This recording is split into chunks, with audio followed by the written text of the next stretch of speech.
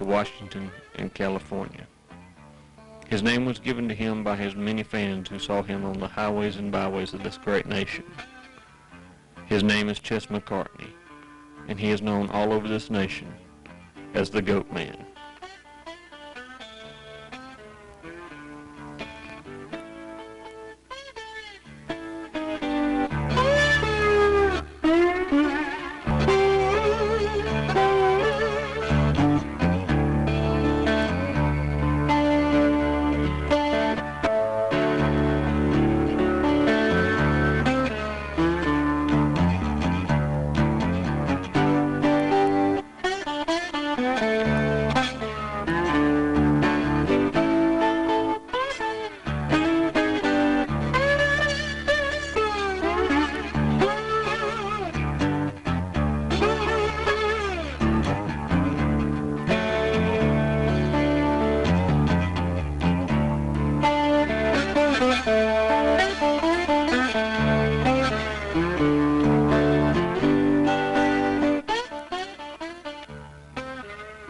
During his 30-odd years on the road, he traveled hundreds of thousands of miles and had been in 49 of the 50 states and into Canada.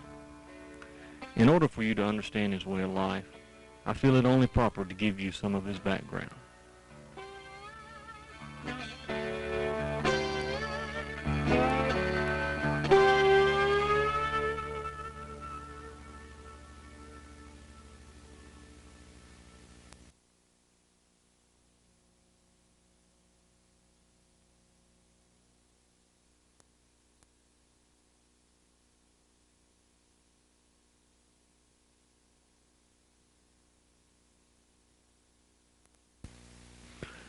Charles Ches McCartney was born at Van Buren Township near Waucheer in Keokuk County, Iowa, the son of William Albert McCartney and Levizie Russell McCartney on July 6, 1901.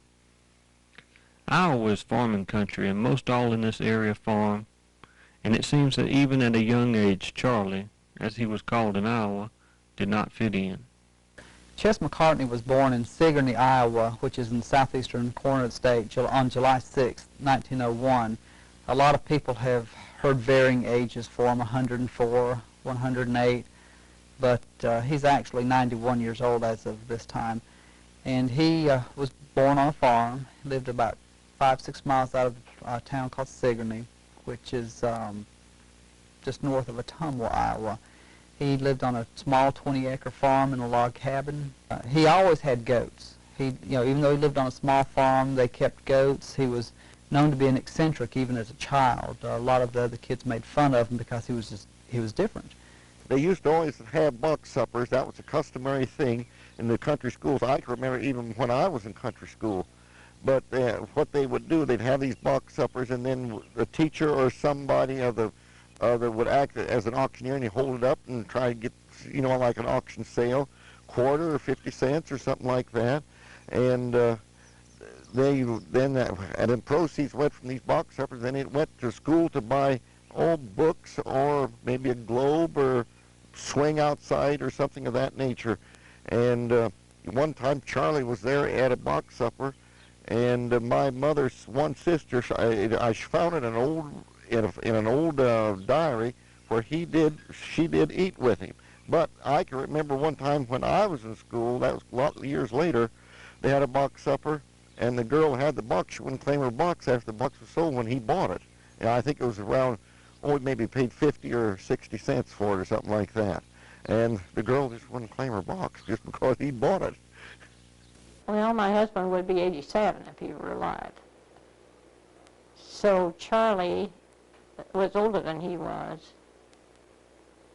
but he wasn't very bright. So you know how the country schools were, or maybe you don't know how they were. It was one big room, and the grades were all together. And Charlie would have been bigger, but I said the kids picked on him because he wasn't too bright, really. And that school was located where? Just across from where the land is. Charlie didn't have very far to go to school. Just across and down the road just a little. And I haven't been out that road for a while, so I'm not sure whether that building is there anymore. I think maybe it's gone too now. It's out in Van Buren Township, about 7, 8 miles out. Not very far. And,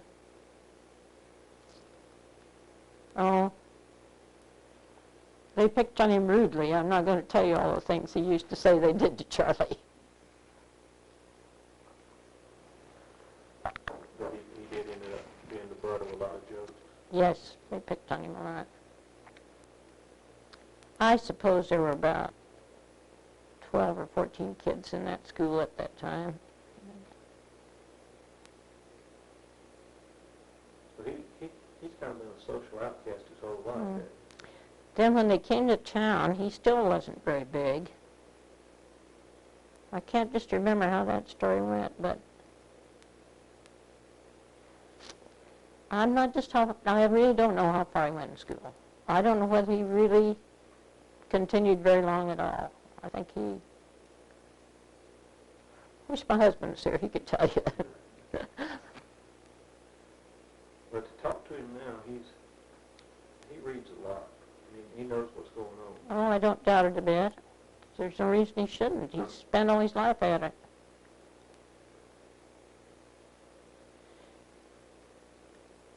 I don't know.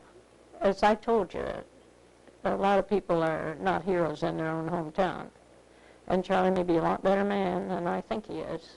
And probably is, because I haven't seen him in years. He could have changed an awful lot. At the age of 14, he ran off to New York City. There he met a girl who's a Spanish knife thrower. She was 24, and they got married and lived together for at least a couple of years. She made her living by throwing knives at him in the local bars and pubs. And since the bigger tips came when she threw knives closer and closer to his head, he made sure that the knives were real sharp so that she wouldn't have to pick them up and throw them again.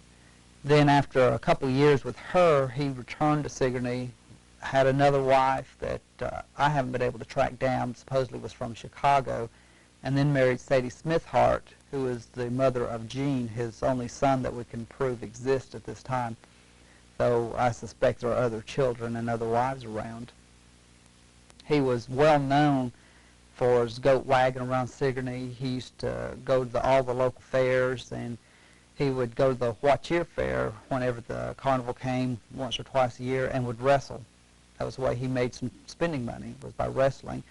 I knew Charlie when I was a kid, and he lived out northwest of Sigourney, and he always drove goats and wagon. And one time in Sigourney had a carnival, and Charlie wrestled a black bear down there and licked him. Everybody thought that was quite a thing. Was you down there at that time? Did you see it? Yeah, I seen it. I was just a kid, but I remember it. I don't know. It's been a long time ago, but I remembered him. When they brought him on the stage, they pulled him on with his hair.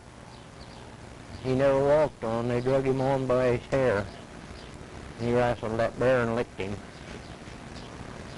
But Charlie's pretty well known everywhere. He was kind of odd, but he was good-hearted.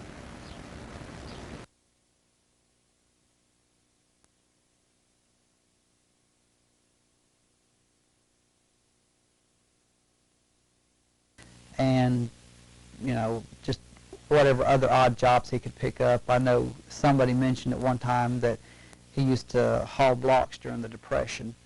And it was during the Depression that most people think that he lost his farm.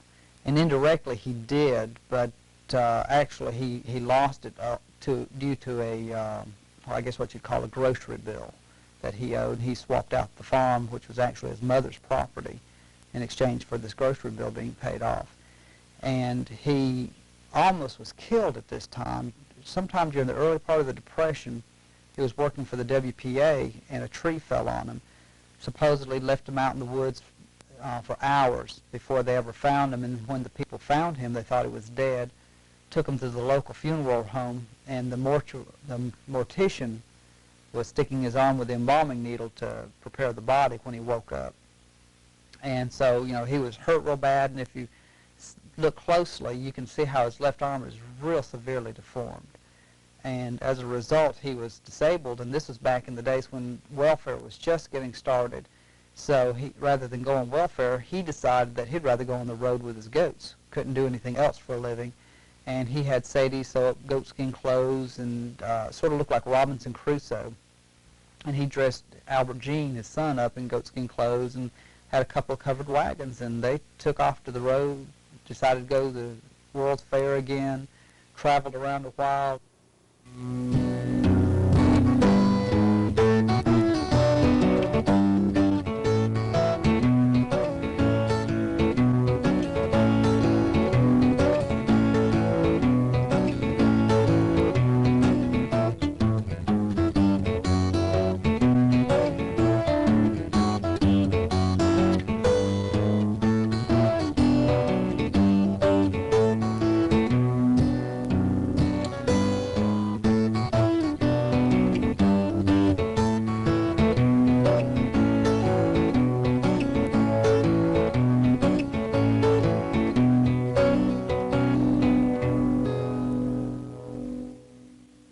And then finally, Sadie got tired of it, and should I say about selling them?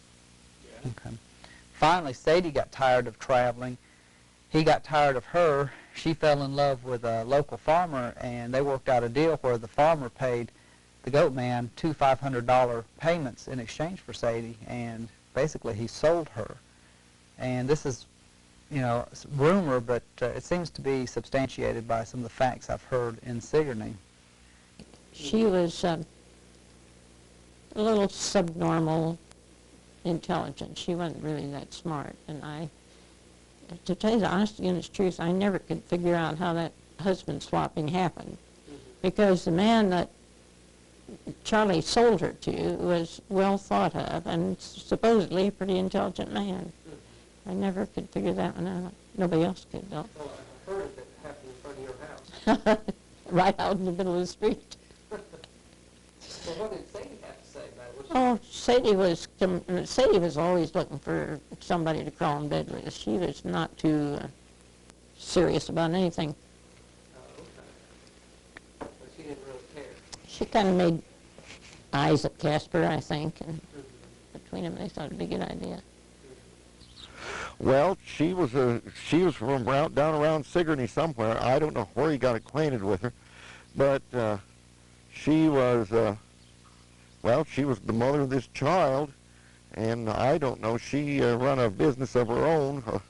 It wasn't the most honorable business, but it was a business. So, and the two $500 payments paid for the divorce for the goat man, paid for the divorce for the farmer, and I guess the wedding for the farmer and Sadie. Though from what I've been told, Sadie always had her eye on the goat man whenever he came back to town. She always went out to see him and never quite forgot him. And I believe she died within the last couple of years or so. And the girl that the farmer divorced was in the same nursing home with her and died about the same time, I believe.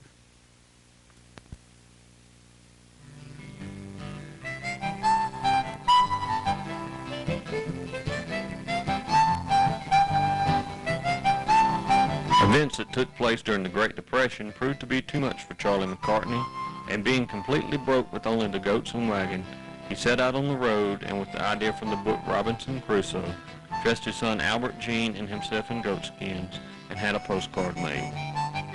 People would come by and stop and buy these postcards from him, and with that, Charlie McCartney discovered a way to finance his travels.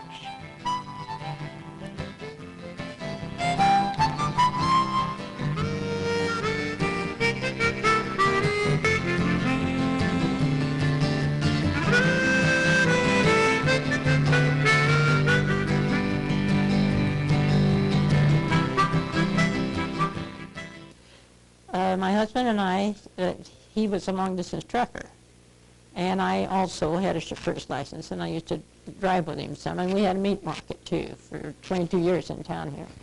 And we were coming out of Joliet one day, and we ran into this real huge traffic jam, just miles and miles. And as I said, my husband was a little impatient, so he said, I'm going to find out. So he pulled out, and we zipped on up about, oh, I bet there were 30 vehicles. Pulled in, and there was Charlie and his goats up ahead and the barefooted kid along behind. See, now this has been quite a while ago because the kid was 10, maybe, barefooted. And my husband said, well, there's old Charlie. We've got to see Charlie. And I said, step on it. We don't want to see Charlie. Yes, I do. So he pulled off. And old kid started coming across there. Well, hello, Lord, he said. Then he walked up to me and he says, hi, sis. Just like that. Oh, I never did like that man, to tell you the truth about it. My earliest recollection of Charlie would be probably when I was about 7 years old, thereabouts, when this man with the goats came to our city of Delta, and I wanted to go see the man with those goats. And my mother said something about he was relation, and I said, how is he related? And she said, on your dad's side. And my dad spoke up and said, no, it isn't. It's on your mother's side. But he wouldn't take me to see the man with the goats. And it wasn't then until I was much older, probably in my teens, when I learned that he really was related to me as on my dad's side.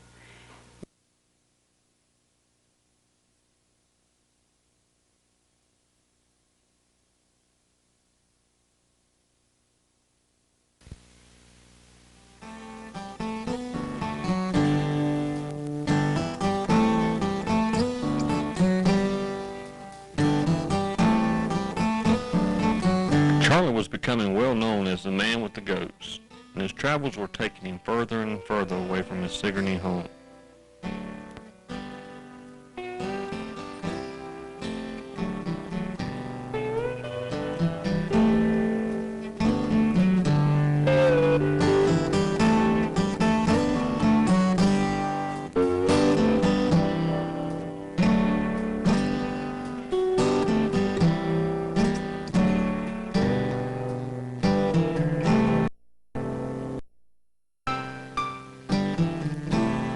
In the late 1930s, early 1940s, Charlie McCartney headed his team of goats south.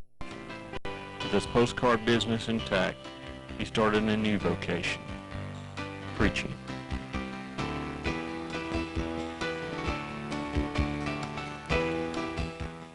Then later on, when the man left Iowa for good, basically, he went down to Georgia, and somewhere in North Georgia, he went out in the mountains where all the hillbillies lived, and they thought he was Jesus Christ because he had the long flowing hair, long beard, and that wasn't, very common at that time. So he didn't say anything to discourage them from believing that, and they were giving him donations of money and food and all sorts of things because they figured, this was Jesus come back preaching to them. Then later, when they found out that it wasn't, Jesus that was there with them, they rode him out of town on a rail after they tarred and feathered him. And he had to head on down to South Georgia, where he eventually settled in a place called Jeffersonville, which is just outside of Macon, about 20 miles outside of Macon. And when he went there, this was during the war years, about 1941, early part of 42, and he was coming in that big old clankety wagon, junk hanging all over it, a million goats running around it, and some of the local citizens there decided that he had to be a spy for either the Nazis or the Japanese, more likely the Nazis, and that he had a shortwave radio hidden in his wagon, and he was relaying information back on who knows what. I mean, there's nothing out there. This is the middle of nowhere, and the only industry out there that I know of is the kaolin mines, and I guess he was relaying information about that strategic industry. So they sicked the sheriff on him. The sheriff went out there, checked him out, and Mr. McCartney said, well, you just do whatever you want, throw me in jail, check my wagon out, and you're not going to find any shortwave radio. And later on, the deputy sheriff, I think his name was Cannon, said that he was more like a prophet from the house of David than a Nazi spy. And he, basically he was harmless, and they let him go. He headed on down to Savannah, but came back, and somebody, I believe, gave him the land or sold him the land real cheaply, and he settled in that part of the country and was there ever since. And in fact, his son still lives in a school bus on the same property that he had his house and mission church.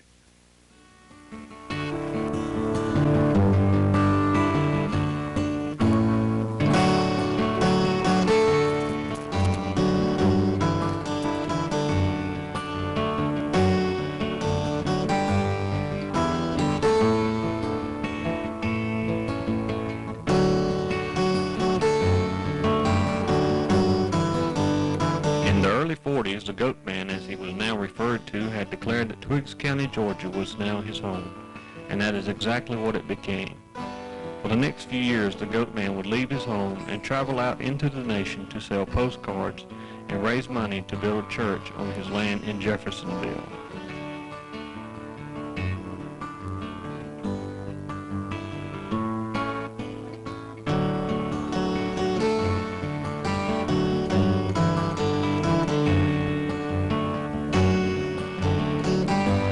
According to a Macon newspaper article, the Reverend Captain Charles McCartney, known familiarly through at least 7 states as the Goat Man, is back in these parts again. Accompanied by a herd of 15 nannies and billies, to say nothing of an almost overwhelming aroma, the 45-year-old bearded itinerant preacher has returned to Macon and its environs, with the avowed objective of erecting a church. While his bleating flock is some 18 miles out of town, the Goat Man may be seen from time to time on downtown streets, a large flabby ledger in hand, soliciting subscriptions towards his own building fund.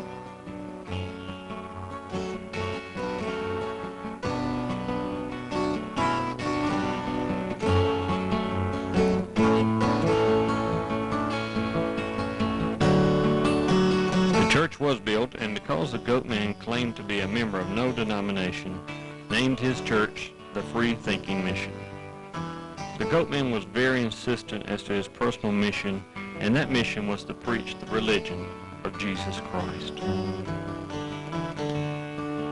The Goat Man stated in a newspaper interview that he tried to be humble in doing the Lord's work, and that the most frequent question he was asked was, "What is God?" He stated the same question was asked of Jesus Christ when he was upon this earth, and apparently the people hadn't gotten the word yet. Our preachers, rabbis, and priests are missing the boat. They should be preaching God and better living. I fear that many of our ministers, whether Jewish, Protestant, or Catholic, are more interested in the almighty dollar than in the almighty God. I feel, though, that preaching about the second coming of Christ is a bit foolish, for too many people haven't yet heard about the first coming.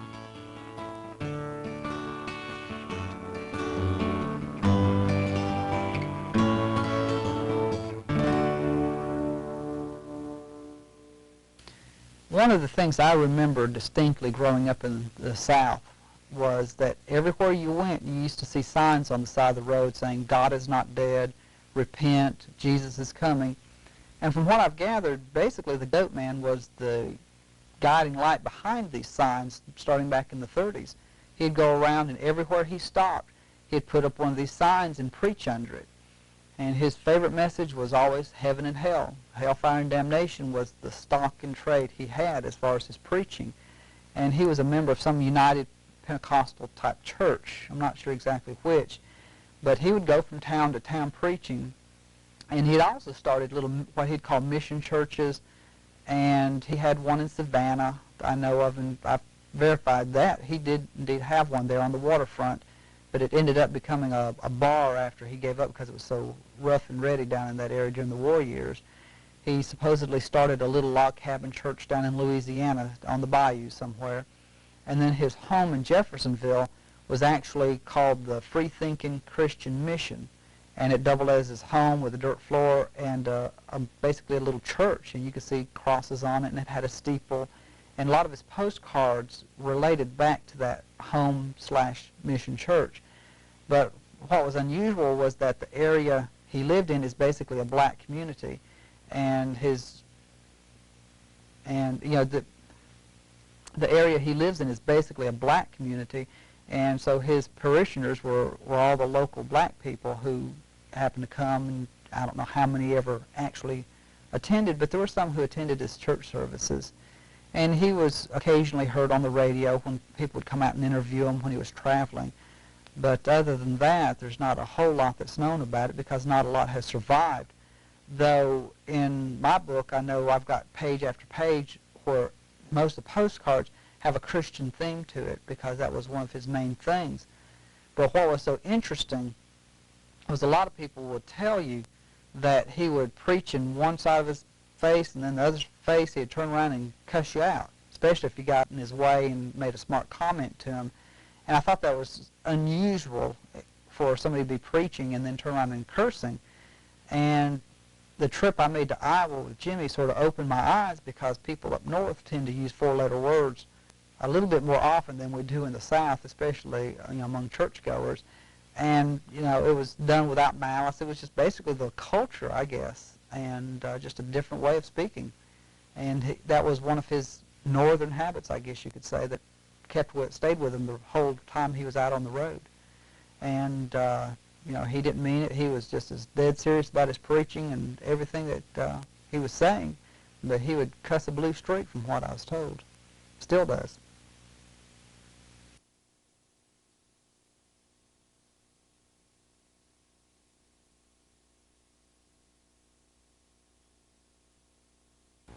Pretty well demonstrated that he had more of an impact on people than he ever realized during his travels or afterward. I don't think he's ever been aware just how much of an impact he's had on a lot of people. And it's an unlikely thing anyway that some itinerant, very earthy, close to the earth, marginally existing person like the Goat Man would really affect people. But I think there was an appeal, kind of ethereal thing that most people couldn't well define, which he represented a kind of freedom that most people would never realize themselves. So they vicariously got some pleasure out of just knowing a person like that, a person that was totally unencumbered by the rules and regulations of the ordinary citizen.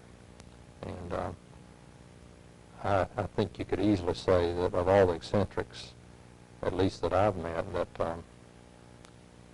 Mr. McCartney is the least affected by convention. He is as spontaneous as you can get. He has his own mental process. It's a little different. You can see a lot of intelligence there, but it's slightly skewed so that you get a different perspective of the world and his own view of the world. He loved people. People loved him, but at the same time, he would not go even a millimeter out of his way to try to impress anyone. He could care less how you reacted to him at the time, and he heard mixed reactions all the time he was on the road. He was, for 40 years, an object of curiosity and fascination by usually fairly large groups of people wherever he was seen. And very frequently almost oblivious to the crowd of people around him. He would sit and read, and people would just stand. Back in the 40s and 50s, people didn't have that much to do, and they would just stand and talk about him or talk to him or with him, and occasionally he would hear remarks that would not be welcome, that would not be flattering, and occasionally he would respond, usually with a lot of wit. The Goat Man's mouth, on more than one occasion, got him into trouble. Back in the 40s and again back in the 50s in the South, he made the mistake of bragging that he was the son of a Yankee general. And outside of Selma and outside of Montgomery also, a group of drunken Southern boys decided that they didn't like it too much. And this was back in the early days of the Civil Rights Movement and the Freedom Riders, and they didn't take too kindly to some Yankee coming down telling them what to do and bragging that his great-granddaddy was some famous Yankee general, and they basically rioted and were throwing rocks and bottles and everything else they could find at him, and he had to beat a hasty retreat, I guess if you could call rolling down the road with a 2-ton wagon and goats of beating a hasty retreat, but he had to actually leave. They got after him, and on more than one occasion the Klan would come after him and ride him out of town because of the problems they felt he was causing. It was a mistake to challenge Mr. McCartney to any kind of a verbal, not a battle, but even a kidding about his lifestyle, his appearance, the odors that were always associated with him. Because he had such a sharp wit and quick that he could always get in the last word, and you would be the one that was humiliated, if anyone. So he never felt set upon by society. It was kind of a challenge at worst, and he usually handled people very well. He mixed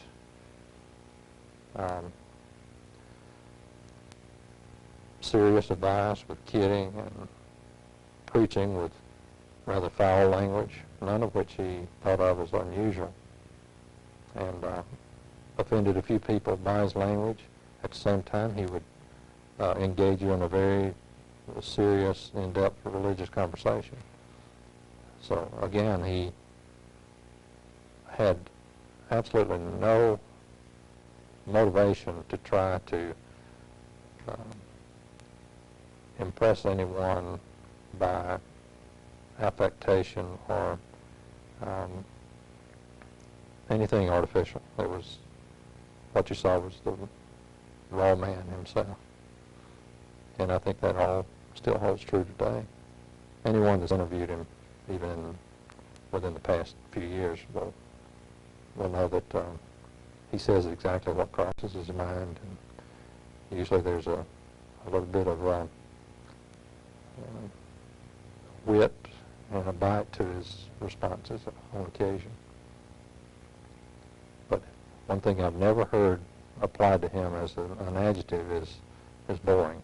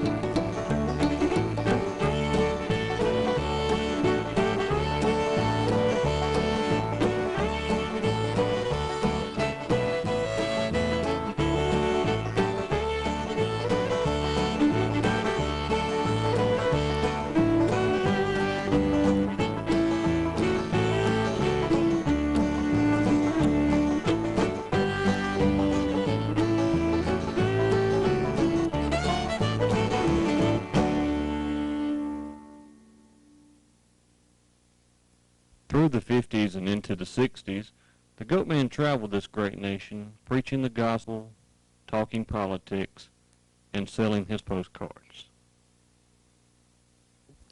The goat man made his living basically from donations where people would pay to hear him preach, but even more so, he sold postcards of himself and his goats. He would sell them 1 for a quarter, 2 for 50 cents, or 3 for $1. And usually by the person who bought 3 for $1 realized that it didn't mathematically work out. They were too embarrassed to go back and ask for 4 for $1, so they just let it lie, and he would make his money that way. He also would sell pamphlets and booklets that he had written, or people had ghost written for him, on his campaign for president, his life as a goat man, and he'd sell those for 50 cents. And, you know, back then he didn't have a whole lot of overhead buying little goat feed and hay, and, you know, people would bring him food a lot of times, so he was able to sock a little money away. And in fact, that gave rise to one of the big rumors about him being filthy rich. And I've had people swear to me that they saw where he had gone to cash a check. Nobody would let him cash it because they said, "You're a scrungy old character." You know, he couldn't have any kind of money. And so he said, "Well, call my bank back in Jeffersonville." And when they'd call the bank, sure enough, the bank would tell them if it's not over $100,000 or $50,000 or whatever, you know, the different stories had it differently, that it was good. And so people will swear that he was rich. And different people claim to have met him as far away as Washington State, California, Massachusetts, you name it, they met him. And the goat man himself claimed to have visited every state but Hawaii. And the only reason he didn't go to Hawaii was because his goats couldn't swim. And he figured that if he did get there, that the goats would eat the grass skirts off the hula dancers. So he decided to just leave Hawaii alone. But at any given time, there were probably 11 or 12 different goat men traveling in the United States. He was just the one who made it everywhere. Most of the other goat men were more regional.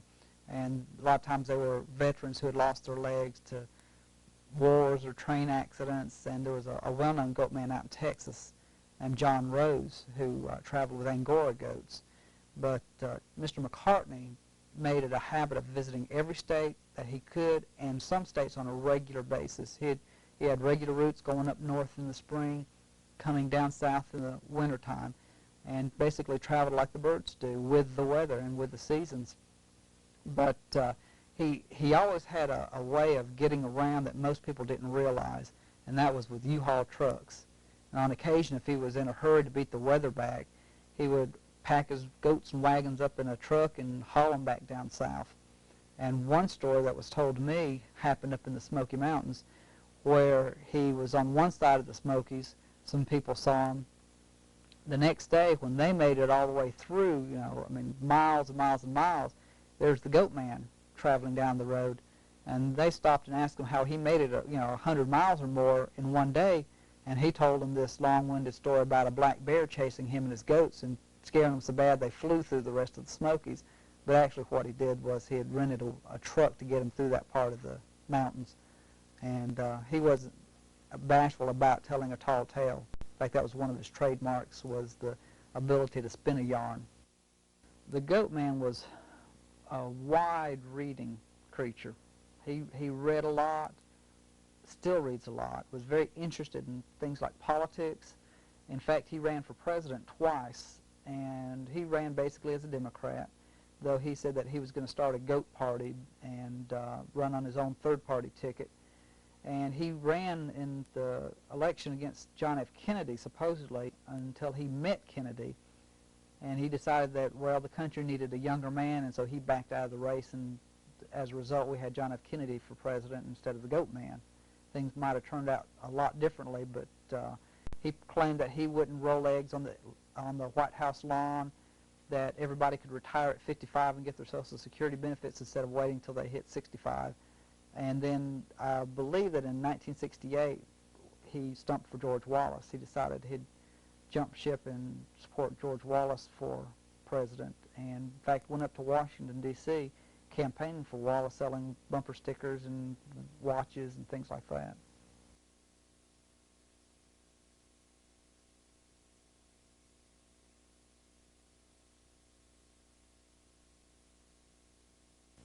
But some people did not take very kindly to the goat man. A lot of people have wonderful memories of him as children. They loved him, even with the odor and the noise and the hoopla that went around. They have very fond memories of him, but there were some people who just saw him as an easy mark, and he was somebody they could pick on, and they would do it. They tipped his wagon over, would feed strong alcohol to his goats and kill them, would, just had beat him up on more than one occasion. And basically what stopped him from traveling anymore was that in 1968, what stopped him from traveling was that in 1968, around August, I believe it was, he was up on Signal Mountain outside of Chattanooga, and that area, from what I gather, is still a pretty rough redneck type area in parts of it. And some people beat him up one night, knocked him over the head, and he ended up with 27 stitches in his head as a result of that. And then they cut the throat of 8 of his goats. And I found this out through the newspapers and several other sources that it actually did occur. And that and the interstates coming through basically caused him to decide that it was time to hang it up. And so he headed on back down to Jeffersonville, stopped around Conyers, Georgia, and had 2 of his goats stolen there, and one ended up supposedly being barbecued, and the other one was tied to the railroad track. And morning train or the night train one sort of scattered it down the railroad tracks, and that was more than he could take, I believe. I think he decided that, that was enough for him, and he hung it up as far as traveling with the goats were concerned. He traveled on, but it was on foot as a hobo after that. As I recall, first saw the goat man or talked with him in person in 1968. I had seen and heard of his entourage coming through this area of Alabama when I was a child, but never had a chance to really close-up visit with him. And then I thought that opportunity had been lost, but I was working in Georgia in the 60s doing a medical survey and happened to cross him on a back road. Visited with him a few hours then. Then over the interim between 1968 and the mid-'80s, I kept thinking about the goat man and wondering what had happened to him. In the meantime, I had become an artist and was doing a series of drawings of anything from eccentric to just unusual older people. And I was convinced that the goat man would be the ultimate subject in the series. So I tried to do some detective work, kind of backtrack and find out what had happened to him. Almost everyone that I talked with about him just swore with all kinds of assurance that he had long since been dead. And many of them even gave very graphic accounts of how he had died. And I assumed that the best I would be able to do for reference work for painting would be to find old photographs and postcards and that kind of thing. So I began a search for that, and during that time, on one visit to an elderly lady's home to pick up a photograph of the goat man, I found that she was ill and being visited by her pastor. And he told me in the visit, well, why don't you just go down and see the old goat man in person? And I said, no, he's dead. And he said, no, he's very much alive. And that a friend of his was a preacher down in South Georgia who saw him very frequently. So I got enough, just a tidbit here and there of information about where he might be. And I located him near Jeffersonville, Georgia, and at the time he was living in an old school bus with his son Gene. And that gave me an opportunity for the first actual meeting, adult to adult, and talked with him about the possibility of getting him to pose for me in a drawing. He made quite an impact the first time I saw him, because I'd traveled to Macon the first time just to meet him, and I had a rider with me from this area. We found the old school buses school bus, one only at that time, where he lived, and taught with Gene, his son. And he was up there. He had been into Macon and was supposedly on his way back, so we waited quite a while. And I still remember very well when he arrived. A very new automobile drove by, stopped there, and it was, as I recall, a black man driving, and let Mr. McCartney out. And I remember saying to my companion, Jerry Chandler, the writer, I said something to the effect that we had a gold mine here, because as an artist, I saw this as a just absolutely perfect subject. The face, the beard, the hair, and the clothing, but all of the objects that he had adorned himself with.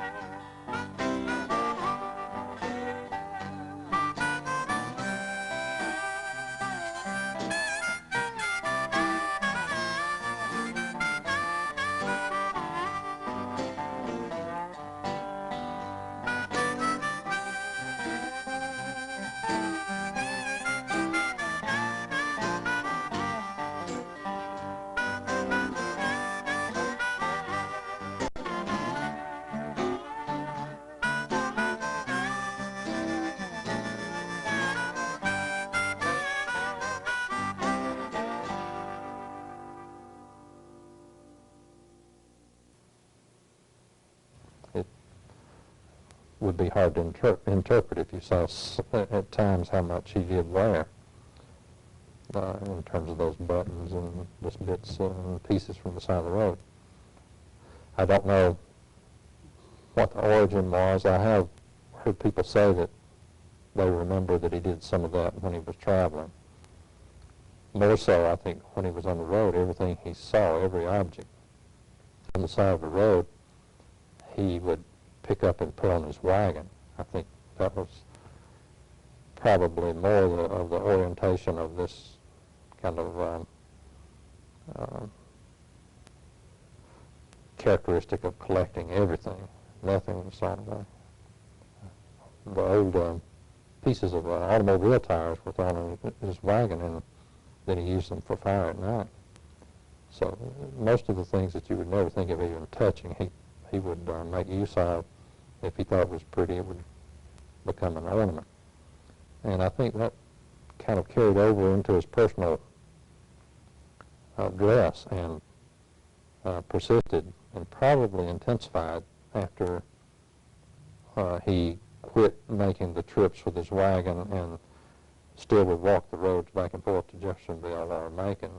He just could not overcome that habit of picking up everything.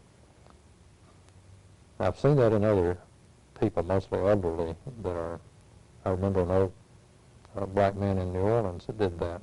I thought it was fascinating, and I loved it, but at that time I wasn't in the art field, and I didn't ever think of doing a portrayal of it. But you still see that in a few people. I don't know what the underlying reason is or motivation for doing that.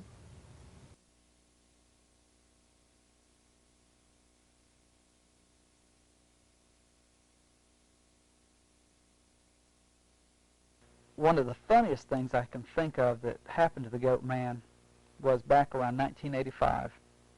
And this was just a couple of 3 years before he ended up in the nursing home and his travels were over for good. He decided that he was in love with Morgan Fairchild, the actress. Yeah, I remember the visit right before he was leaving. He told me he was going to California, which I kind of took with grain of salt. You know, I didn't expect him to really leave, and because he was at an age he was already saying was over 100 then. And he told me he was going out there, and he said, I'm going to find that little starlet. And I said, what do you mean starlet? He said, movie star. And I said, well, is it anyone I might know? He said, oh, you might have heard of her. Her name's Morgan Fairchild. And this was long before that Saturday Night Live bit, which somehow came up with the same line with a, who was it? John Lovett? Lovett. His line as the pathological liar was always my wife, Morgan Fairchild. But this was before I ever heard it on television, and this man actually believed it. That's why he was going out there to find her and bring her back to his bus in Macon. For several months, he kept saying to his son Gene and to other people around that he was going to go to California, find Morgan Fairchild, and marry her. He wanted to move her back to a school bus and live happily ever after. And nobody believed him, of course. And here's an 85-year-old man saying that he was going to find this gorgeous blonde actress and marry her. All of a sudden, he disappeared one day, and nobody could find him for 3 months.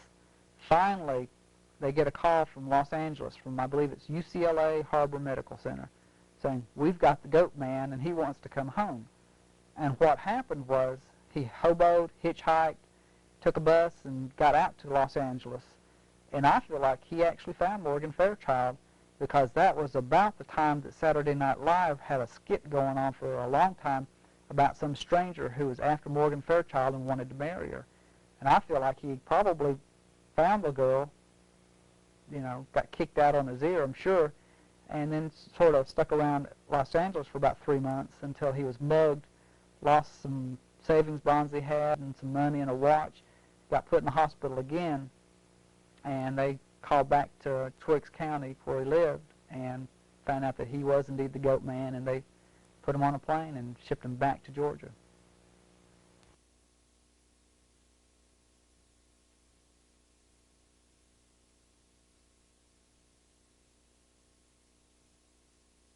If I had to guess now, my best guess would be that there was one other son, and there's no proof of that I know of. I remember when I first asked Gene how many children did Mr. McCartney have. He said 4, and he began to name 4 boys. And I thought at the time he's probably confused because he named himself, and he named himself as Gene and then as Albert Gene, and that was counted 2 for him. And he thought that there was another brother named Gene. And he named another one, I think, Jesse or some other name. And he did mention the same thing that I had recalled from the 60s, a son that had been in the military. Because when I first met the goat man in 1968 on that trip into Georgia, he was on his way at that time to make his last trip around the country. And his intentions were, during that conversation, to go to the White House and talk with the president, who was President Nixon, whom he called Mixon, and to see if the president could not help him locate his son, who was some kind of military person. At that time, he didn't mention that he was a pilot, but since that time, he's talked about a son who was a pilot in Vietnam. It could well be that he had a son that was part of a helicopter crew or something like that. But there has to be some semblance of a foundation for that, but I don't know how accurate it is. Albert Gene McCartney is the only known living son of the goat man. He's about 56 and lives in the school bus in Twiggs County. There are a lot of rumors that have always gone around about the goat man having several other wives that I don't know about and having several children. And in fact, he'll tell you that he has a son who lives on the West Coast, a son who lives in New York City, and a daughter, I believe it is, who lives in England. And there supposedly is an ex-wife named Davis who lived in Florida and was the mysterious lady in the Cadillac. They used to travel around picking up his money and leaving supplies for him. And he has a son that he's claimed died in either Korea or Vietnam, depends on when you ask him. And one day I actually got a copy of all the names that are on the Vietnam wall, and there is a Robert McCartney who is listed on the wall as having died in Vietnam, and he was from Wisconsin, which is where the goat man has cousins who still live there today. And so he may very well have children that I don't know about, and I'm sure there are some somewhere. Just, I haven't been able to prove it. Now, it's hard to describe Gene because he looks different every time you see him. I mean, just different as daylight and dark. At the same time, he's always so different from anyone else you'll ever see that you think he's the strangest critter you've ever looked at. But every time I've seen Gene, he looks different. So to the point where I would have to look twice to know that this is the Gene that I talked with last year or the year before. Partly because he dresses very differently at different times. Gene will add or subtract layers of clothing depending on the temperature, and he did keep just a big stash of clothes in an old shed, and he would go out, and if he was cold, he'd pull on another pair of pants and a shirt, and even though he's a little delicate, bond person, he would look stocky because he would have so many layers of clothing on. And that's the way he looked the first time I saw him. I remember we pulled up near the bus, and this creature came out and walked around there, and it looked like something that might have crawled out of a cave or a coal mine. His face was black with soot. His hair had been just chopped around so that it lay down and was very bulky, but at the same time squared off. And he looked short and very stout, which was misleading, of course. But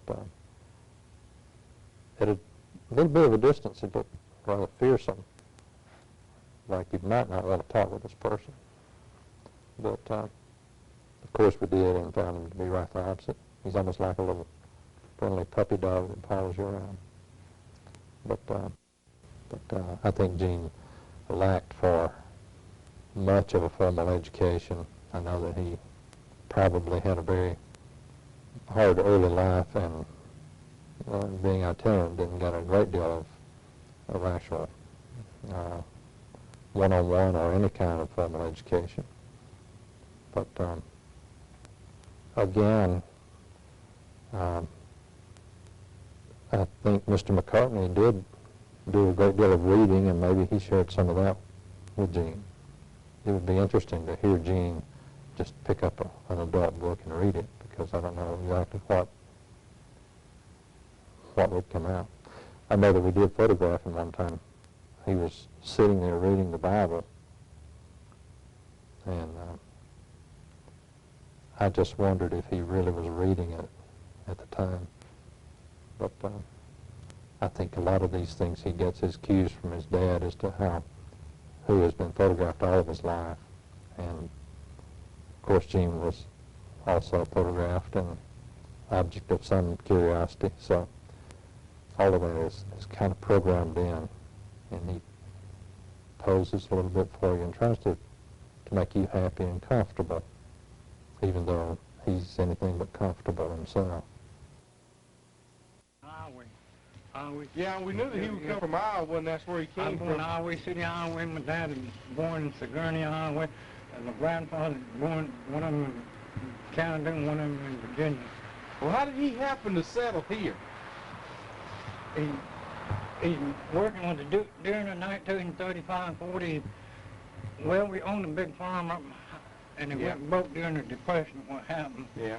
And during the, so he got out and started traveling on a goats and wagon like Indians, up and down the road when selling those books and pictures and postcards, and he'd been all 50 states, had to put them on boat and truck to go Alaska and Cuba, but I've been all the way over with him, and I mean, when him selling those books and pictures and postcards, and he'd been down, he kept coming down, and he got down here, and so he liked it a lot better down south, which we come down here about, that's been down here about, born and raised down here about 50 years, 45, 50 years ago when we stayed down here. Mm-hmm. We bought the land down here, and, well, we bought a couple acres of land, and I know our neighbors ain't mostly nothing but cards waiting. He didn't keep his taxes paid up, and we took away, so I come over, bought 2 more acres, but I went and paid all got all my taxes. The grandma paid the taxes, and he did, and on that, I paid, but I come over and bought 2 more acres over here. I got all, I didn't, you know what I mean, keeping all that stuff, you know what I mean. Yeah, so you, yeah. But I know who the judge and sheriff and kind of way off kin to the Smiths, not too bad in the Mercer, Hammock, Youngblood, all them Floyd when kin to Smith, but then Dawes, Earl Hammock, no man, they said the 2 oldest people around here was Earl Hammock and the goat man till Earl died, and then the old Stone sheriff, but no always Stones up in. You know, the sheriff. So that's your book right there. Yeah, Ray Wilson, all of them up there, you know what I mean, Macon, all the sheriff and judges, Johnson, Cleveland, Warren Robbins, those Davis and Ken. Now, my mother's a Smith, my dad's, he'd been married about 5, my dad been married about 4 or 5 times. And my dad's 4th wife, my mother's Smith, but my dad's third was Davis. Yeah, he got married the first time at age 14. He married a young girl, and both a baby girl and his wife, but that's his first work, but hell, he married 4 times after that. He asked him how many times, he said, I married 3, he don't want, the Bible says 7 up for every one, but he don't want to admit it, you know, but he been married about 3 or 4, but he'd been married about 4 or 5. I stayed the back for no. I stayed the back for 5 brothers. Just got one that died, the youngest died of childbirth. Got one got killed in Vietnam. I got 2 half brothers younger than I am. They married and become a big family. Mm-hmm. One in California, one in New York. They're younger, but they. What does the one do in New York? I think that both of them run the CB newspaper reporting work and does cattle work. One runs in VCA. Do you ever see him? I wouldn't know him. I wouldn't see him if one. No. They know the only man he knows them. I wouldn't know him if I was see him. He was younger than I am, and they. Well, one of them, Roy, Eugene McCartney and Robert McCartney, and then the one that got killed in Vietnam was, my name's Albert Gene McCartney, and Russell, my youngest, died at childbirth, and Roy and Eugene and Roy, Eugene and Roy, one in California, one in New York. Now, were they all by the same woman? No, 2. Me and the last 2 that we were the Smith Hart, and the other 2 was Davis. They all under the same, all up under the same husband, but under different wives. One Davis, and my dad's 3rd wife. Davis and Smith. My dad, Smith Hart, married Smith Hart, Davis. What's this building here? That's where my grandmother's stepfather married, and put him in bought Hart's Funeral Home.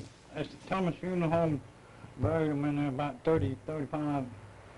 Well, hell, I don't know. They've been dead about 30, 35, 40. Long time. Thomas Hart's Funeral Home in Macon buried him. That's when Dad's grandmother's stepfather put in there, buried in there. Put him in the coffin and put fluid in and sealed him up. That's where they're going to bury me and old man when he died. They going to bury him out there when they bury me. That's your place right there, huh? Yeah, we got 2 acres. Yeah, that's the place. Our place there. Mm-hmm. Let's go and look at the buses, can we? Sure. cook off my neighbors. See, the way I cook in my bus, I got a wood stove and I got me a kerosene stove. When I get electricity, I cook off a wood stove. Oh, yeah. Kerosene. I get out here, you see me a lot, I'll have to build me a fire over there, or build me a fire on that pine tree. And you know what I mean? Everything you cook, eat canned good to cook on my wood stove. You know what I mean? Buy to cook. Well, you got a few tin cans here. I mean, aluminum cans here. I ain't had no job. I went off. What I done for about 20, 25 years. Went off to Florida, down around Jacksonville, and come home. But the hell, I ain't had done nothing for about 10, 15 years, but I worked for one of my cousins and his wife down there about 25 years, and then I worked for a guy who had an animal farm named Colin. That Well, one your was dad Franklin, one was Franklin, the other had an animal barrel, man. He said that the goats are in Florida now? Oh, he eat. No, what happened? He eat part of them died. He sold, give part of them away, eat part of them, and sold part, give part of them to his neighbors. They supposed to took those two old wagons, what you talking about, the goats and the wagons, and put them in that museum. I don't know where they still got them down there in Ross and in Sarasota. I don't know where they still down there. Ocala, you know where they had the museum? Mm-hmm. I don't even know where they still got those wagons down there or not, because see, that's 25, 30 years. That's a long time ago. Yeah, he's been off the road a long time. He's still But I bought this, hell, this is about 70, I'm on 65, 70. They wouldn't sell me one in Tweed County. They come from Jones County. I know I bought this bus.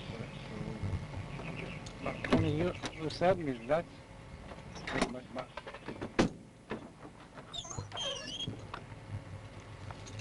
I was going to put shelves. I ain't never got around to putting shelves. Go on and walk on in and look at them. Until I put some bed, table, and bed.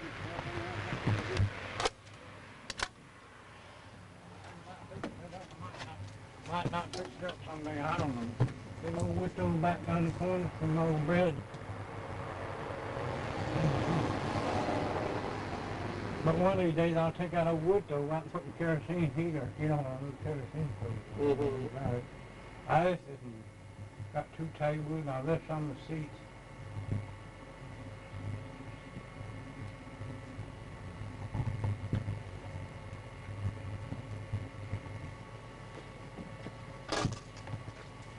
I guess the old man doing pretty good. I guess he's getting on all right. Yeah, he was doing real good. I stopped in last time I was visiting. Stopped in visiting about, one time we had this place built up and we had a fish pond, but the neighbor went down there and built and blowed it down back there in the back, so I ain't never got around to fixing it. Like the fish pond down there. Nothing but colored people. Well, I ain't trying to judge the critics, don't nothing off them, because got 6 different, you know what I mean, 5, 6 different colored race, nice intelligent races of people anyhow. I don't know, I'm on those too. Your dad's a minister, right? Oh, yeah, I don't know. Yeah, he says he used to travel up and down the road. He started preaching about 40, a long time, about 45, 50, supposed to be like the Holy Bible Church of God, or Christian Church, Pentecostal Church of God, Pentecostal preacher. Supposed to be a preacher's son. I try to live right hard to live by the 10 Commandments and live and do right, but you have.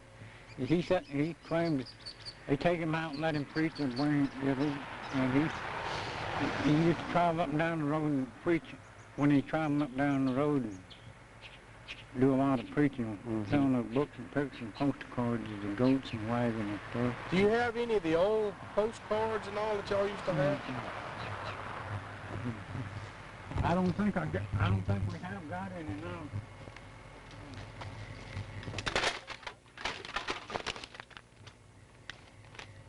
Right.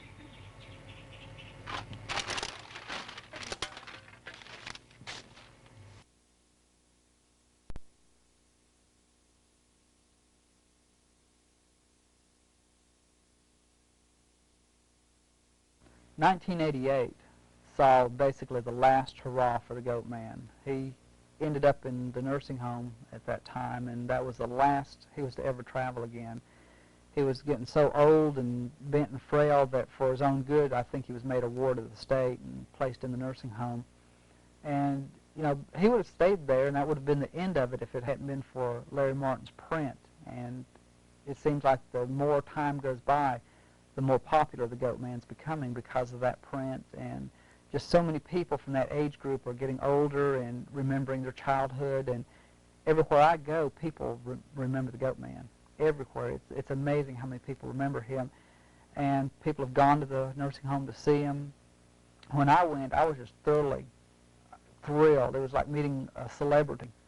And he's just old, bent over, all crooked, that old bent over arm. And he looks just like he's about to shrivel up and float away.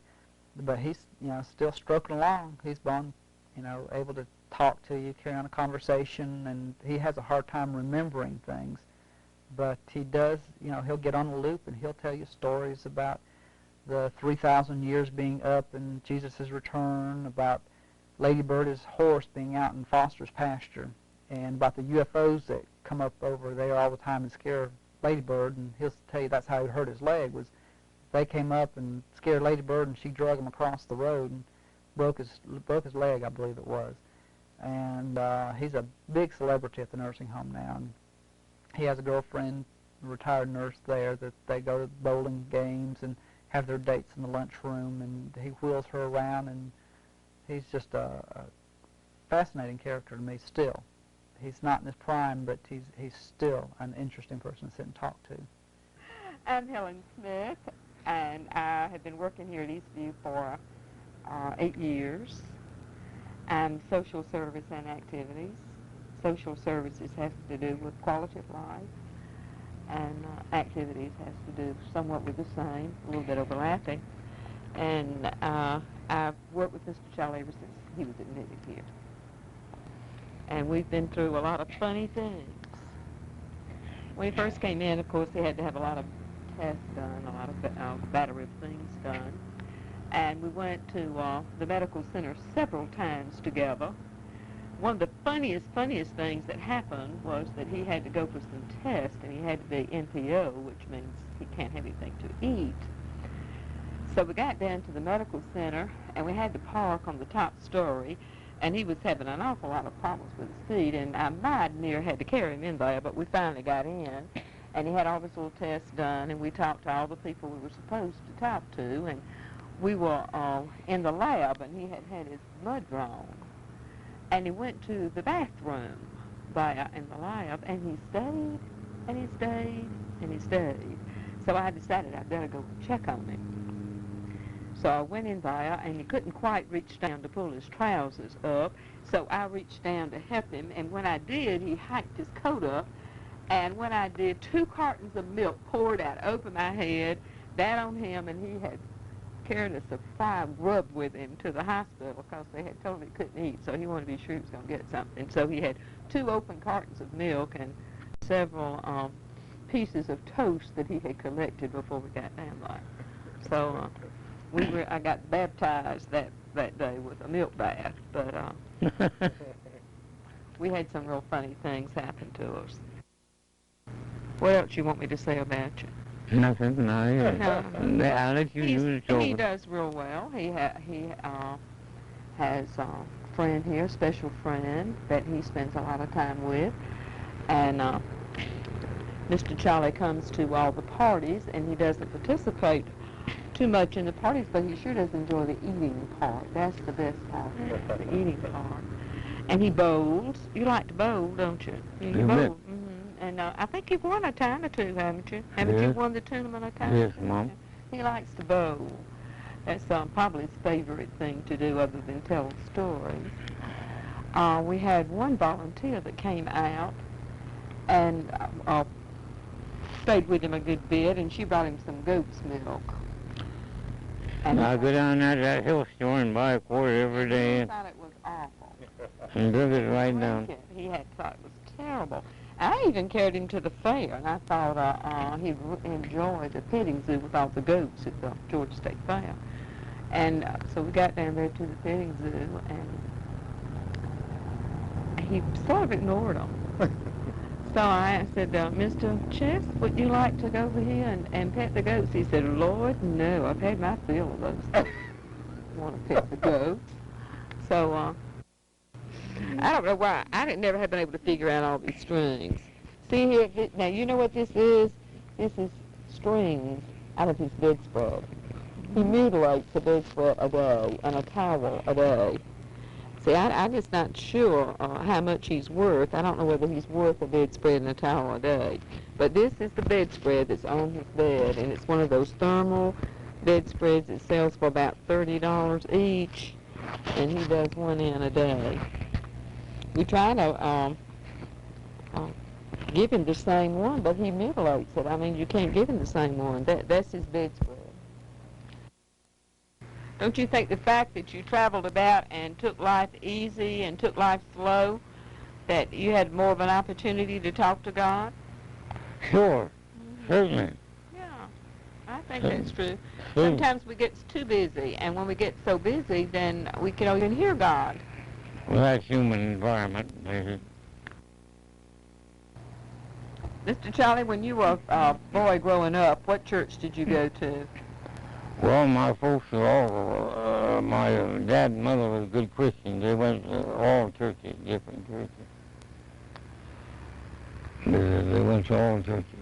Mm-hmm. And when you were going across the country, traveling, what church did you go to? Well, I just work and preach the Word of God anywhere. Mm-hmm. Well, you said you built churches. What kind of churches did you do? Well, I built a church in Savannah. What kind of church was it?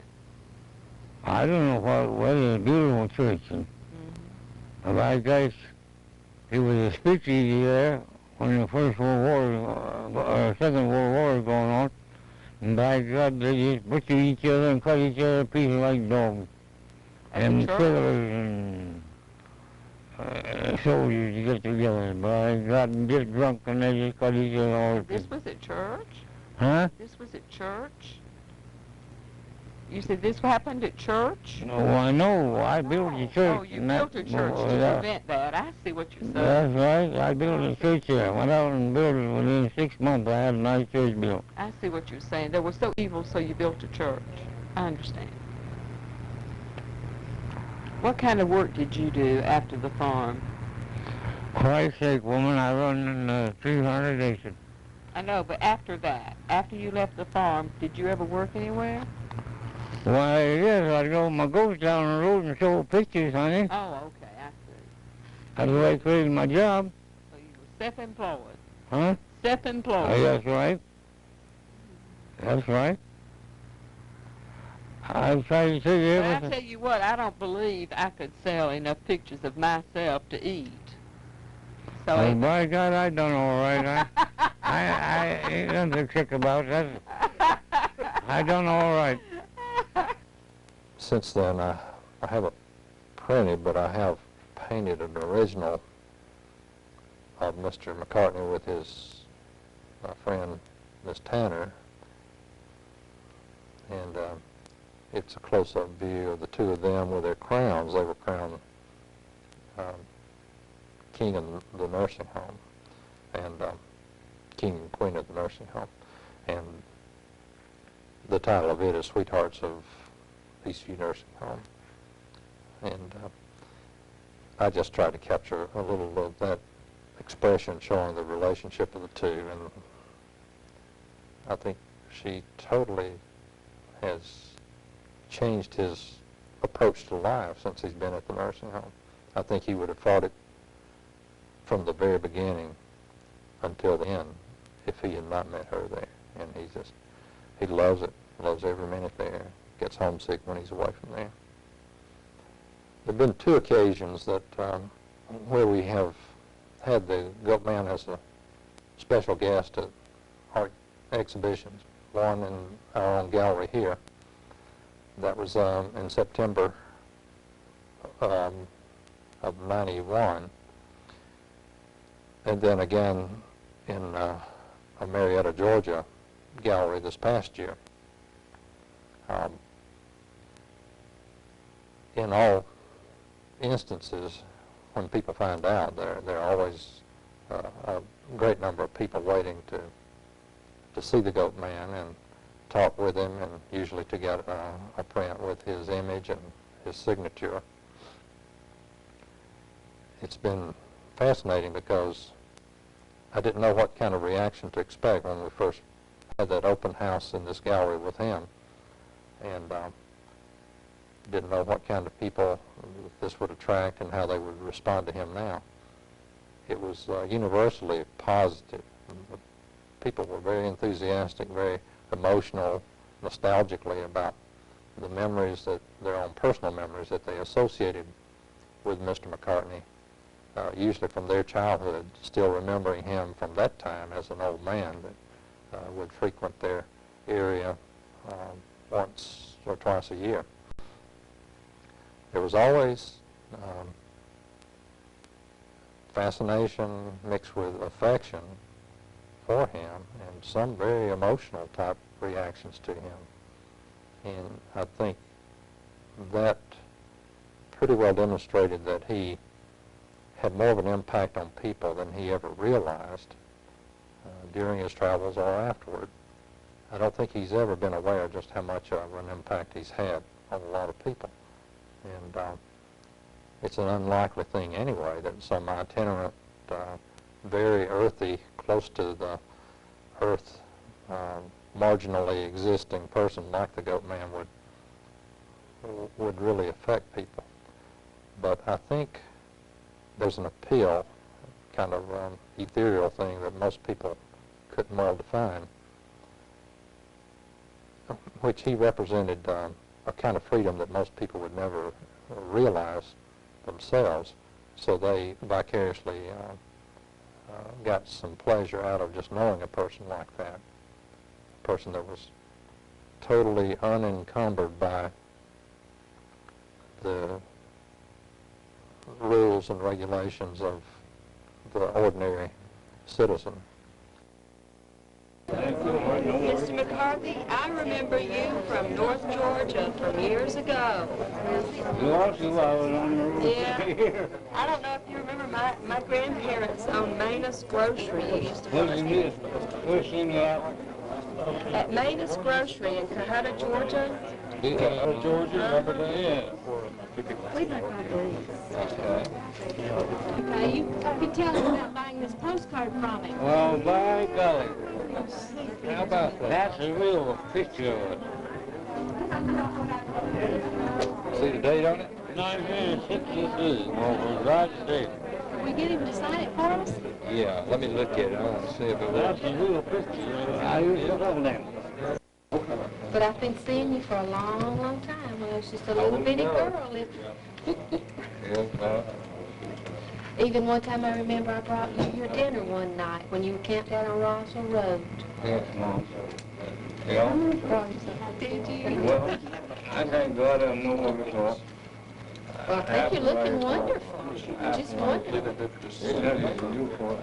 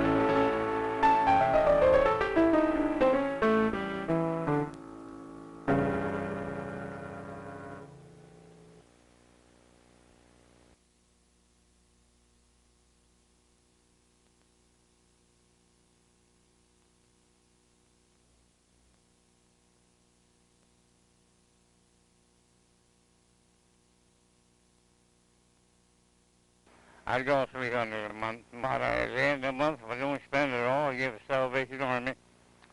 I can go there anytime I want.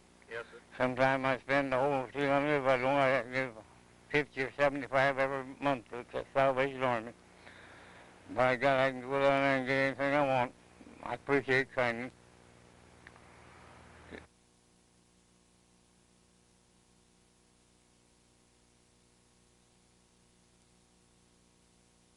That's right. And I used to preach Christ.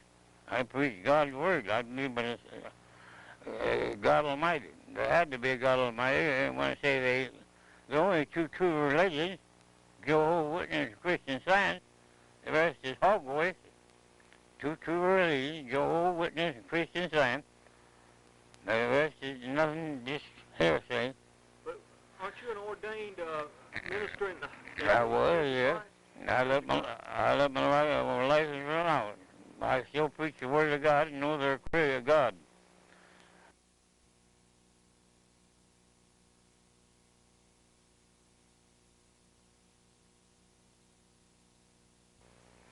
Well, we got the finest public schools on earth. And by God, I thought the kids was crazy up in Indianapolis. Indianapolis State Capital, Indiana. And by God, the little children asked me if we originated from monkeys. I said, what in the hell's the matter with you children? Teaching in public school. A civilized nation, preaching the kids that we originated from monkeys.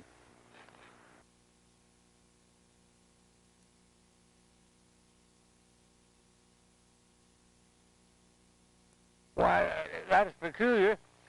Now, I got a pony, and they don't make no noise yet. And they go across my place out here where I live in Trigg County. They go at night. And that goddamn pony, she'd break loose, and it'd take me a week to find her. She just hated them. And I put her in foster pasture. And she just hated them. By God, they didn't make no noise. But by God, it took me a week to find her. By God.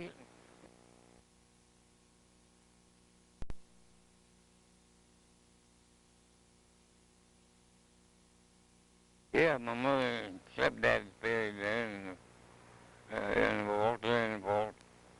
I saw it last time I was down there. Yes, sir. I'm putting mine there right below the $1,000 one. 500 paid and 5 when they finished it. Boy, Christ, if you didn't, they'd throw you out and let the dog eat you. Sure, they wouldn't. That's human environment. They don't mean no harm. They might be smart people, but that's the ignorant way to do it. You got to prepare for yourself before you die. When you don't, they don't care. If you ain't sense enough to prepare for yourself, they'll just throw you out and listen. They won't worry about it. Ches McCartney's world changed, they tell me, when he met up with this knife-throwing lady. He married her in the traveling life, God in his soul. He built a wagon, hitched his goats, off he'd go. Oh, the goat man headed on down the road, going anywhere heart told him to go. Nannies and Billies pulling his load. Goat man, he's like a rolling stone. He had many wives and sweethearts along the way. I hear tell he still got a sweetheart somewhere in L.A. For 40 long years he was on the road, always coming back to his Georgia home. Oh, the goat man headed on down the road, going anywhere heart told him to go. Nannies and Billies pulling his load.